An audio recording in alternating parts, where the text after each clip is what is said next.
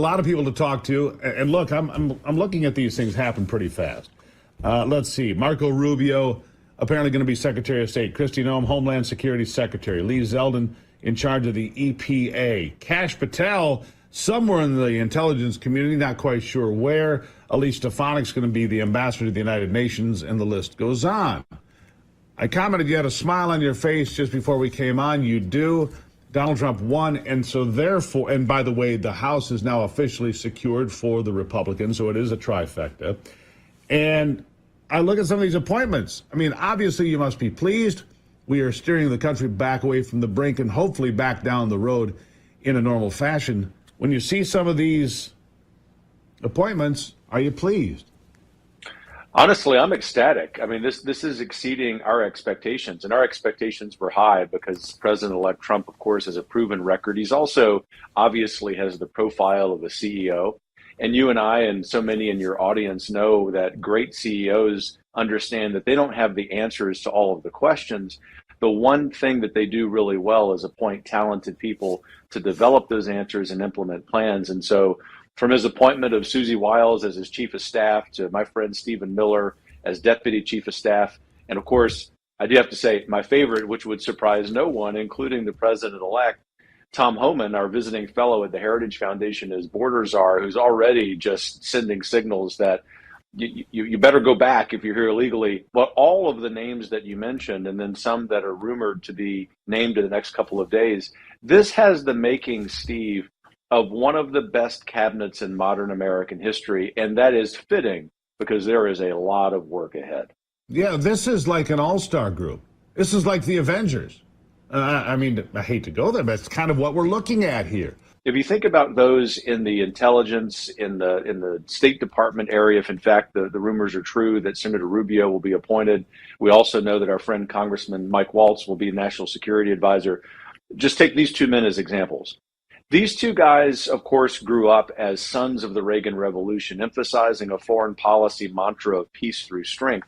They understand and have been explicit, especially in recent years, that peace through strength is not neoconservative adventurism as we saw under the George W. Bush administration, but rather making sure that our enemies fear us. So, Martin, that just confirms again that all of those appointees are in line with the Heritage Foundation. Yeah, with Project 2025. Does that contain Sunday legislation? 100%. 100%. And it will default to Sunday. Yes. Even if you keep another day.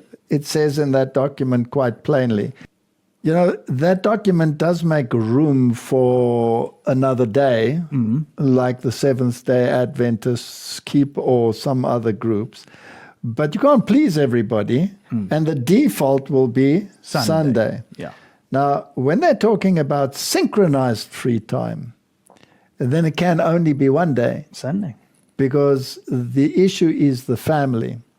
And I was watching an article or reading an article on the Heritage Foundation and what it is saying, and this administration, that the central issue is to put the family back in the center. That's Catholic. That's exactly what the Pope is standing for, and that is why they're talking about synchronized free time.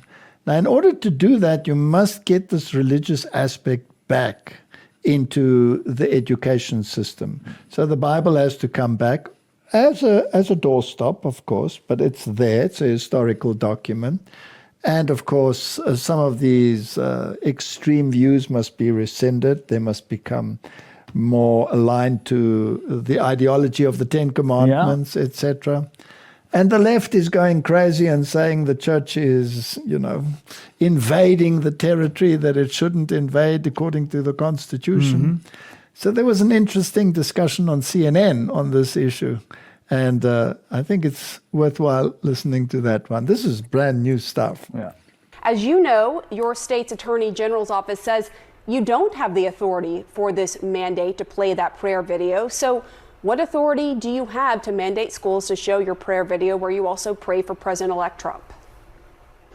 Look, I've continued to hear the gaslighting from the left, and frankly, even from this network, pushing lies about what's going on across America. President Trump has a clear mandate. He wants prayer back in school. He wants radical leftism out of the classroom, wants our kids to be patriotic, want parents back in charge with school choice. We're enacting upon that agenda here in Oklahoma. That's what our parents want. Every county in Oklahoma voted for President Trump. His agenda is crystal clear, and we're going to enact it in the state of Oklahoma. All right. First of all, the Constitution is not crystal clear on that. It doesn't have God in it. There is this establishment clause in the First Amendment, which the Supreme Court has routinely said it requires the separation of church and state and public schools. There are many cases hold on, I'm speaking. There are many cases where the Supreme Court has routinely ruled on that. You went after woke teachers and the radical left in your announcement for attacking religious liberty, but your critics are saying that by requiring Bibles in every classroom and requiring this prayer video, you're trying to impose your religion on students in violation of the Establishment Clause. They say the Constitution, scholars say the Constitution is crystal clear on freedom of religion, not enforcing one religion, your religion, on students. What do you say? Look, CNN doesn't have to like it. Left-wing activists don't have to like it. I'm just talking about facts. It's not my opinion. Document. The Bible is a historical document. You can't rewrite history, okay? I'm not saying that the Bible isn't an important part of understanding this. What I'm saying is your critics, including a lot of parents, are saying you're trying to enforce your religion, your specific religion, Christianity, onto students, not just by requiring Bibles in every classroom, but also by requiring this prayer video as well, where you also pray for Donald Trump. Just last week, this federal judge ruled it's unconstitutional for the Ten Commandments to be shown in a classroom. How is what you're trying to do different? Well, it's a radical federal judge way out of step with the American people and the Constitution. Here's the reality. We have the right to express our religious beliefs. We absolutely do. That doesn't stop at a schoolhouse. I was crystal clear in there. We're not telling kids they have to pray, but we are telling kids they have the right to pray if they so choose. You know, look, you're talking about how important the Bible is in U.S. history and the founding of the country, but this was a country that was not founded on a specific religion, and that if you are really, if it's important to talk about religious texts and how it weaves into the history of the U.S., then why not also include the Quran? Why not also include the Book of Mormon? Why not also include these other religious texts? Well, let's talk about this for a second. Everyone who signed that list, everybody suing me, they're the same people that want genderqueer inflamer in the classroom under the guise of... That's not necessarily true. You are painting everyone with a broad brush. The Bible is the most read book in American history, and the left doesn't want our kids to know anything about it. They don't want the kids to understand that it played a huge role in American history. That is academic malpractice. We have to get back to teaching American exceptionalism, American values, where those things came from. That's just history, and the left doesn't have to You're not answering my question about these other religious texts. If that is your reason, if you were like, I want our students to learn about the founding of this country and the Bible played a big role in that, then why not include other religious texts that also throughout history played a role, such as I pointed out, the Book of Mormon, such as, the Quran? Sure, look, in a world history class, you can absolutely talk about those. But let's be clear, in American history, the Bible played a unique role in shaping this history. And you said no religion. Thomas Jefferson said our rights came from God. And again, look, maybe we all need to go back and study some of this, especially on CNN, to understand the role. Thomas Jefferson rejected part of Christian doctrine. Thomas Jefferson promoted freedom of religion. One of his top 3 accomplishments on his gravestone is promoting a law in Virginia for the freedom of religion. So if you want to, and then John Adams, would you say that John Adams is a key founder of the United States? Do you think he is?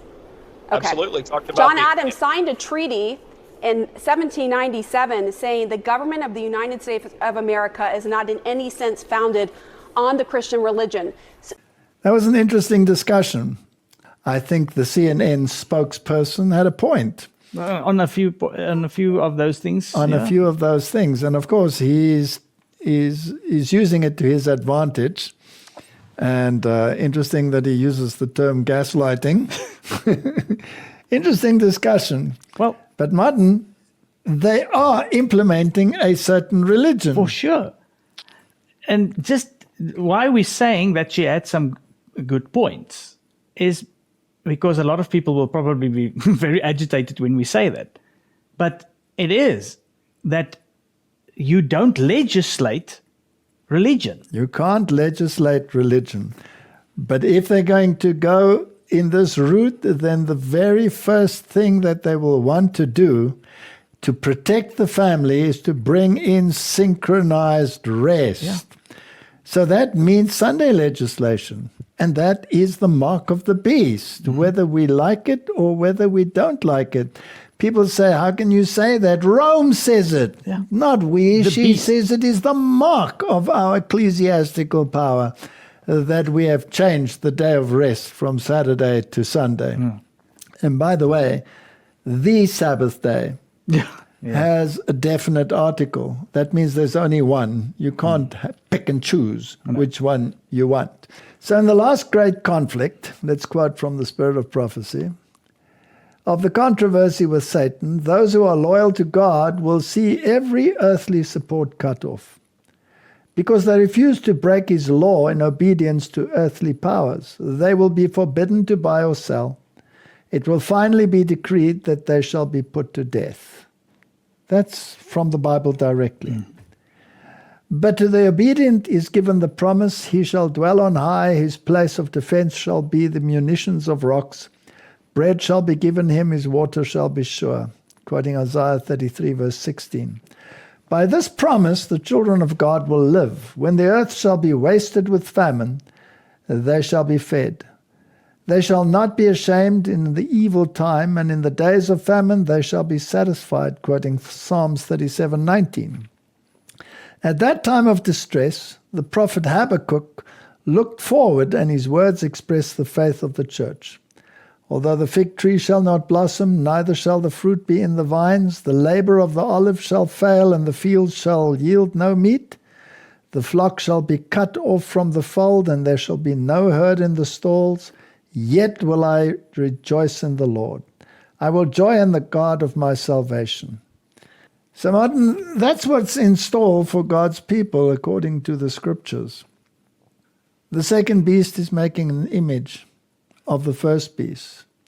The second beast is raising its voice and telling the nations, shape up or ship out. Does it also speak like a dragon? It speaks like a dragon when it enforces legislation to control conscience, and particularly legislation that is contrary to the word of God, but in harmony with Rome.